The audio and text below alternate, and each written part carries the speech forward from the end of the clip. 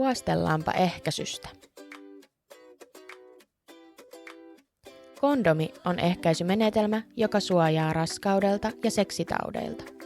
Kumista tehty pussin kaltainen valmiste estää siemennesteen pääsyn emättimeen.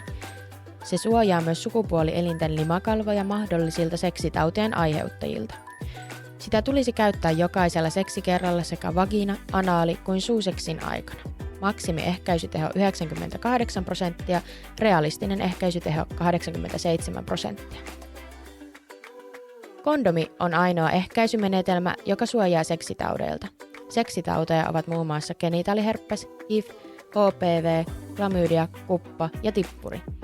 Yleisin tartuntatapa on suojaamaton seksi. Osa seksitaudeista voi olla oireettomia. Vakavimmillaan seksitaudit voivat ilman hoitoa aiheuttaa jälkitauteja tai jopa lapsettomuutta.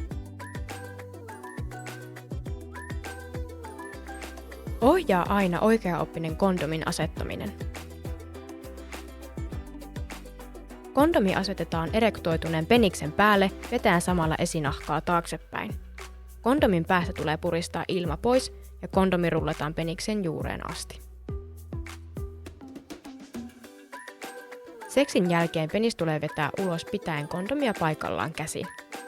Tämän jälkeen kondomi poistetaan peniksen päältä, pitäen siitä kiinni ja heitetään roskiin.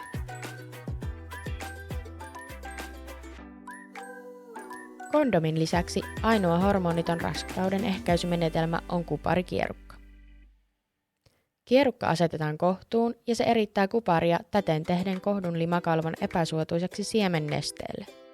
Kuparikierukka voi ehkäistä munasolun hedelmöittymisen tai hedelmöittyneen munasolun kiinnittymisen kohdussa olevaan limakalvoon. Yleisimpiä haittavaikutuksia ovat lisääntyneet ja pidentyneet vuodot sekä kuukautiskipujen pahentuminen. Kuparikierukan asentaa koulutuksen saanut terveydenhuollon ammattihenkilö. Kierukkaa asetettaessa nainen ei saa olla raskaana tai kokea tulehdusoireita lisääntymiselimistössään. Sen ehkäisyteho on 5 vuotta. Yhdistelmäehkäisyvalmisteet sisältävät estrogeenia ja progestiinia. Valmisteita on pilleri, rengas ja laastari muodossa. Niiden hormonit vaikuttavat niin, ettei ovulaatio pääse tapahtumaan, koska munasolu ei pääse kypsymään eikä irtoamaan. Valmisteet ovat reseptivalmisteita. Niitä käytetään 3 viikon ajan oman ohjeensa mukaan ja 4. viikolla on tyhjennysvuodon aika, jolloin valmisteesta pidetään tauko. Yleisimpiä haittavaikutuksia ovat turvonneet rinnat, kohonnut paino, päänsärky, vuotohäiriöt, masentuneisuus, seksuaalisten halujen heikkeneminen ja turvotus. Merkittäviä vasta-aiheita yhdistelmäehkäisylle ovat tukosriski ja rintasyöpä.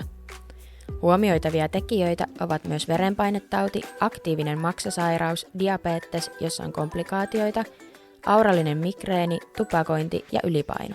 Imettäessä yhdistelmäehkäisyä ei suositella. Yhdistelmäehkäisypillereitä syödään päivittäin. Pillerit tulisi ottaa samaan aikaan päivästä ja niiden tehoon vaikuttaa säännöllinen käyttö. Täydellisesti käytettynä pillerien teho on 99%, realistinen teho on 93%. Vuotoja voi kontrolloida niin, ettei joka kuukausi pidetä taukoja. Voi vaikuttaa positiivisesti vuodon määrään, säännöllisyyteen ja kipuihin. Ehkäisyrengas asetetaan vaginaan. Ehkäisyrenkaan käyttäjä asettaa renkaan itse. Hormonit erittyvät tasaisesti verenkiertoon limakalvoilta. Rengas voidaan maksimissaan ottaa pois 3 tunnin ajaksi. Yhtä rengasta käytetään 3 viikon ajan. Ehkäisylaastari asetetaan iholle. Laastarin voi laittaa vatsan, pakaran tai reiden alueelle sekä yläruumiiseen, ei kuitenkaan rintojen päälle. Laastari laitetaan iholle kerran viikossa. Progestiiniehkäisy sisältää ainoastaan yhtä hormonia, keltarauhashormoni. Progestiinivalmisteet estävät ovulaation sekä muuttavat kohdunkaulan liman koostumusta niin, että siittiöiden on se haastavampi läpäistä.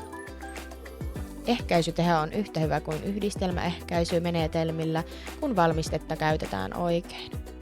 Progestiinivalmisteita on saatavilla erilaisia, kuten pilleri, kierukka, implantti ja injektio. Vasta-aiheita tälle ehkäisylle ovat aktiivisessa vaiheessa oleva maksasairaus, verenvuoto, jolle ei ole löytynyt syytä, progestiinille herkkä kasvain tai raskaus. Voi aiheuttaa vuotohäiriöitä. Minipillerin käytössä tärkeää on säännöllisyys. Minipilleri on tarkoitus ottaa samaan kellonaikaan päivittäin, jotta sen ehkäisyteho säilyy. Minipillereitä käytettäessä ei pidetä taukoja, vaan kun pillerit loppuvat aiemmasta liuskasta, tulee uusi liuska pillereitä aloittaa heti. Hormonikierukka on progestiinia sisältävä pieni T-kirjaimen muotoinen valmiste, joka asetetaan kohtuun. Kierukan käytön positiivisiin puoliin lukeutuu, ettei sen käyttöä tarvitse muistaa päivittäin. Kierukan asennus voidaan tehdä missä vaiheessa kuukautiskiertoa vaan. Kierukan saa asentaa vain terveydenhuollossa toimiva ammattilainen. Hormonikierukan ehkäisyteho säilyy 3-5 vuoteen ja joissain poikkeuksissa sen teho saadaan venytettyä kestämään 7 vuotta. Ehkäisykapselin asettaminen tapahtuu terveydenhuollon ammattilaisen tekemänä olkavarren sisäsivuun ihonalaiskudokseen. Ehkäisyteho kapselissa säilyy 3-5 vuotta. Hedelmällisyys palautuu, kun kapseli poistetaan pienessä toimenpiteessä. Progestiiniehkäisyn vaihtoehtona on myös injektiona annettava valmiste. Valmisteen antaako lääkäri tai terveydenhoitaja lihaspistoksena. Annoksen antoväli on 3 kuukautta. Tämä on Suomessa harvemmin käytetty ehkäisymenetelmä, koska sen vaikutuksia, myöskään sivuvaikutuksia, ei voi perua sen vaikutusaikana. Jälkiehkäisyn käyttö tulee kyseeseen, kun muu ehkäisymenetelmä on pettänyt tai yhdynnän aikana ei ole käytetty ehkäisyä. Jälkiehkäisynä voidaan käyttää kuparikierukkaa tai tablettia, joka sisältää levonogestreelia tai ulibristaaliasetaattia. Kuparikierukan asetus tulee tehdä 5 vuorokauden sisällä yhdynnästä, samoin ulibristaaliasetaatti-tabletin otto. Levonogestreeli-tabletti taas tulee ottaa 72 tunnin sisällä ehkäisyn pettämisestä tai sen käyttämättä jätöstä. Sterilisaatio on lopullinen tapa ehkäistä raskautta. Sen purkaminen on haastavaa ja takuuta hedelmällisyyden palautumisesta ei ole. Sen käyttöä ohjaa sterilisaatiolaki. Miehille tehtävässä sterilisaatiossa siemenjohtimet katkaistaan, jolloin siemennesteeseen ei pääse enää siittiöitä ja näin ollen hedelmöittyminen ei onnistu. Siemennesteen tuotanto säilyy normaalina ja siemennesteestä tulee ottaa 3 kuukauden kuluttua ja 20 siemensyöksyn jälkeen näyte, jotta voidaan todeta, ettei se sisällä siittiöitä. Naisille sterilisaatio tehdään usein asettamalla puristimet munajohtimiin. Toimenpide suoritetaan tähystyksenä. Ehkäisymenetelmä olisi hyvä valita asiakkaan kanssa yhdessä. Näin hän käyttää sitä todennäköisemmin ja oikein. Aina ennen ehkäisyn aloitusta asiakkaan kanssa tulisi keskustella niin ehkäisymenetelmien hyvistä puolista, mutta käydä myös läpi mahdolliset ilmenevät haittavaikutukset. Jos käytössä olevan ehkäisymenetelmään liittyy haittavaikutuksia, on asia hyvä ottaa tarkasteluun ja vaihtaa sopivampaan menetelmään.